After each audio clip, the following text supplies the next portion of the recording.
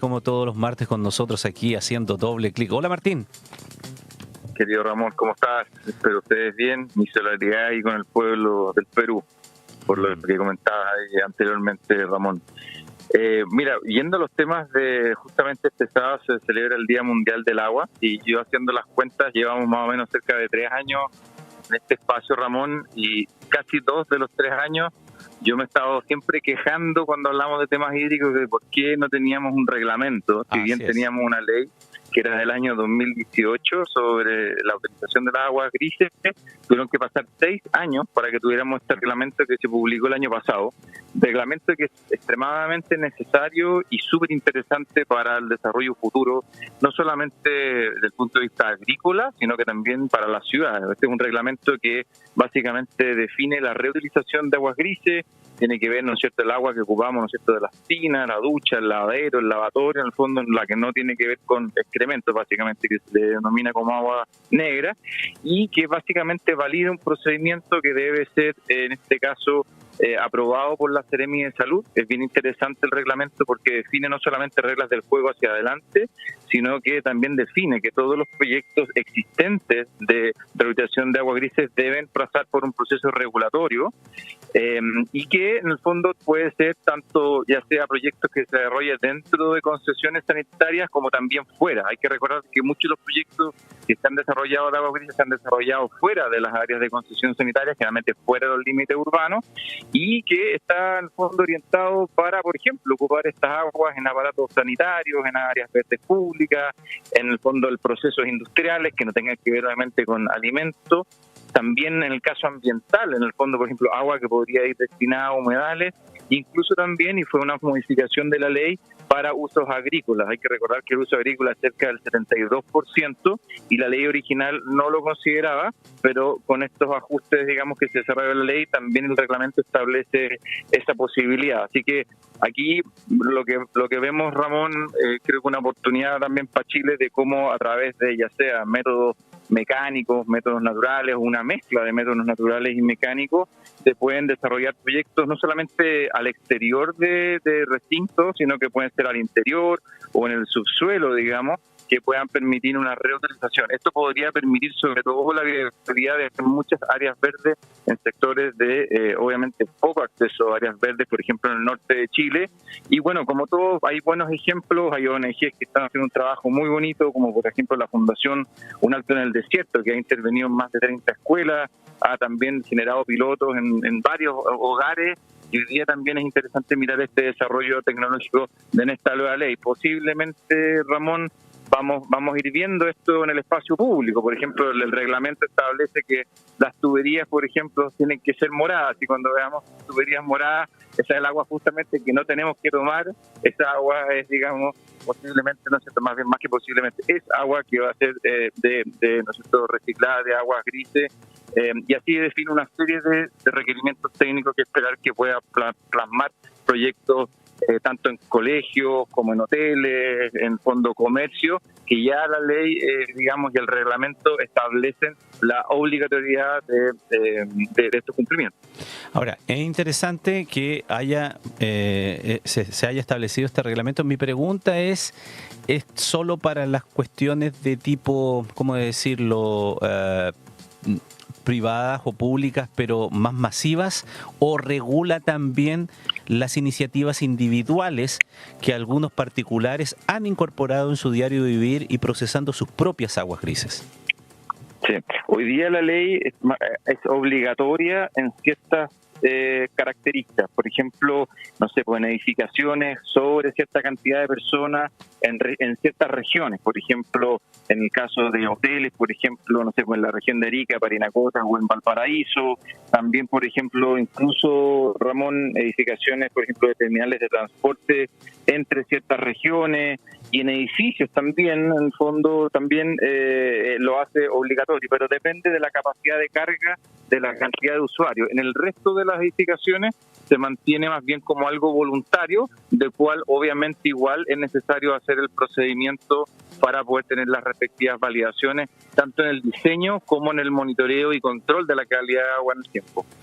Ya, y para los que ya tienen algún tipo de sistema existente en el día de hoy, que ya lo han hecho, más allá de la existencia de una normativa, ¿el reglamento considera aquellas situaciones y le da un tiempo para adaptarse a la nueva normativa?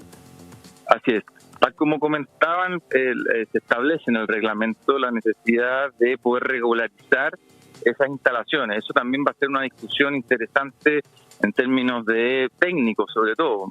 Esto permite en el fondo y le da un plazo de 2 años a aquellas instituciones o personas que hayan instalado este tipo de sistemas justamente para hacer la regularización. Aquí, tal como comentábamos, Ramón, hay sistemas que pueden ser mecánicos, de aireación del agua, de clorificación, hay sistemas que funcionan en algunos casos con lombrices, con sistemas, digamos, de rayos ultravioleta, en fin, hay un montón de tipos de tecnología. Lo importante es que justamente estos proyectos se puedan regularizar y también pasen, en este caso, a la fiscalización y el control, en este caso de la autoridad sanitaria, en este caso de la Seremi de Salud. La experiencia internacional, ¿qué nos dice de esto? Afuera, ¿cómo ha funcionado, cómo se ha regulado y cuánto se aporta, por ejemplo, a las necesidades hídricas cuando se ha implementado esto? Mira, en general, Ramón, bueno, como conocemos el sector, si bien cuando hablamos de utilización del agua, prácticamente más del 70% es del sector agrícola, el agua potable, al menos en Chile, es más o menos el 10% del consumo. O sea, sigue siendo algo bastante significativo, mucho más, ¿no es cierto?, que el consumo, ¿no es cierto?, industrial, incluso más del doble que la minería, digamos. Y sobre eso, digamos, va a ver cómo va a ser el comportamiento en Chile, pero efectivamente la experiencia, no solo internacional, sino que nacional, muestra un aprovechamiento muy importante. Va a depender de las instalaciones, depende mucho, Ramón, por ejemplo, en el caso de los colegios, el uso de los lavatorios es súper fuerte y por tanto eso podría viabilizar muchos proyectos de áreas verdes al interior de los colegios. Hay experiencias, por ejemplo, no sé, en Colina, en el caso de Providencia, La Pintana, ya te comentaba ahí, por ejemplo, lo que estaba haciendo esta fundación. Y por otro lado, hay países, por ejemplo, en California, en Holanda también, donde hay muy buenos datos, digamos, de la cantidad de litros que se pueden ahorrar, digamos, ocupando estos sistemas de reutilización. Así que hay buenos datos y buena experiencia afuera. Interesante lo que tú señalas con este reglamento. Por ejemplo, si es que una comunidad, si un edificio pudiese ingresar a esto y reutilizar todo lo que uno utiliza de agua en el departamento, ¿no? El lavado de manos, qué sé yo, llenar la tina, la lavadora, etcétera, etcétera, que pudiese ser procesado y luego reutilizado tal vez en el mismo recinto, por ejemplo, para el riego de las áreas verdes. Ya ahí debe haber una cuantificación en cantidad de litros que uno utiliza que ni siquiera tiene la contabilidad o la conciencia de lo que utiliza. No, exactamente. Piensa tú, Ramón, que parte de la reutilización de esta agua podría ir a llenar, por ejemplo, los estanques de un excusado, digamos, ¿ah?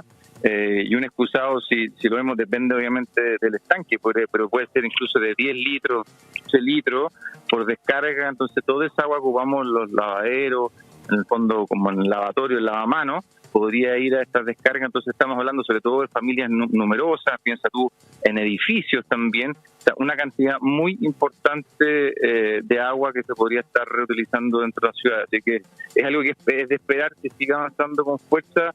Ya como te comentaba, el reglamento y la ley establece ciertos mínimos, hay ciertas indicaciones que sí o sí tienen que cumplir y lo más probable es que en el tiempo se vaya, digamos, elevando la vara cada vez más alta, de manera tal que eventualmente cualquier proyecto urbano, incluso de menor escala de condominios, necesariamente tengan que tener estos sistemas de reutilización desde el comienzo. Obviamente estos sistemas, Ramón, tienen que estar conectados también con los sistemas de alcantarillado en caso de que se echen a perder. Claro. O por ejemplo, en el caso, por ejemplo, de las áreas verdes, hay que tener cuidado que estos riegos se generen, ¿no es cierto?, solo cuando no hay personas dentro del parque. Por ejemplo, muchas veces muchos parques cierran los días lunes En fin, hay una serie de detalles que se definen dentro del reglamento para que podamos reutilizar esta agua gris, pero tampoco tengamos algún accidente que lamentar.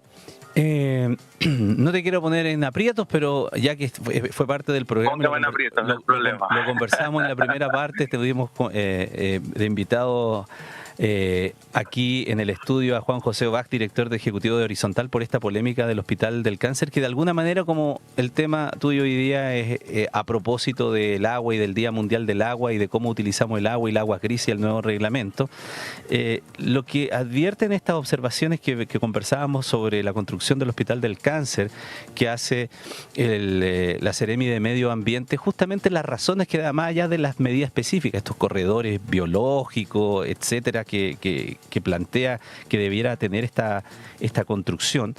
Al final, el argumento que se da desde la Seremía, Martín, es que son recomendaciones basadas en la necesidad de promover la resiliencia ante la crisis hídrica y la preservación de la biodiversidad urbana, más allá de que ese sea un lugar donde ya se ha construido, que está en medio de la ciudad y todo aquello. Entonces, no sé cómo tú, muy brevemente, asistes a esta discusión entre los permisos, entre estas razones justamente que apuntan a las necesidades de promover la resiliencia ante la crisis hídrica que vivimos, hasta en estos tal vez que pueden parecer mínimos detalles de proteger hasta las arañas y tener un corredor biológico para ellas. No sé, es un tema interesante. Sí, exactamente, y un tema también, Ramón, delicado, esto de los temas de discrecionalidad. Por eso me parece que la forma de avanzar en estas cosas son con leyes, donde se tienen discusiones, y sobre todo con reglamentos, de manera tal que en el fondo finalmente a cualquier proyecto, por más, digamos, tecnológico que sea, o sencillo, o del tipo que sea, tenga que cumplir con ciertos estándares mínimos. Por ejemplo, estamos hablando aquí del caso de las aguas grises. Bueno, si están definidas algunas zonas con un cierto valor de biodiversidad o de corredores biológicos y es necesario tener una discusión sobre eso, establecer reglamento, está perfecto, pero que cualquier edificio, por una excepcionalidad, se le aplique una cierta noción de algo, obviamente que eso es algo que no es lo adecuado y en lo cual obviamente tenemos que tratar de todos, digamos, poder definir y decir, mira, ojo con esto, no es posible en el fondo que una Seremi de Salud pueda definir discrecionalmente ciertos criterios que en el fondo, bueno, no hay leyes ni tampoco reglamentos que lo establezcan, como es el caso que estamos hablando de aguas grises, que establece ciertas obligatoriedades, sino lo contrario, claro, proyectos tan importantes como ese se ralentizan y finalmente salimos todos perjudicados. Muy bien, Martín Andrade, director ejecutivo de la Corporación Ciudades, como siempre un agrado conversar contigo, Martín, que estés muy bien, que tengas buena semana.